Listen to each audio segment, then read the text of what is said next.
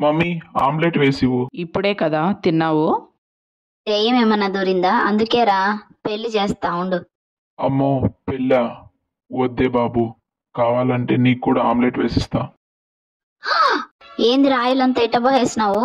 అయ్యో ఏమైందమ్మా, ఎందుకు అట్లా అరుస్తున్నావు? చూద్దురా వీడు పనికి ఇరుబని పెట్టాడు నాకు.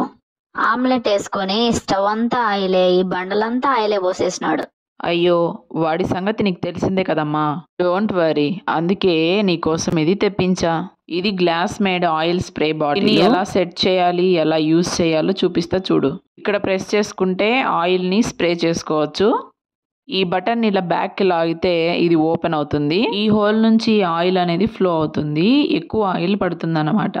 హోల్ కి పైన రౌండ్ గా ఉన్న ఈ రబ్బర్ వచ్చేసి ఈ హోల్ ని బాగా టైట్ గా క్లోజ్ చేస్తుంది. మనం క్లోజ్ చేసినప్పుడు అదిగో ఇలా ఈ ఆయిల్ పైపును ఇలా సెట్ చేసుకోవాలి. ఇలా స్ప్రే చేస్తే వంటకి తక్కువ ఆయిల్ పడుతుంది.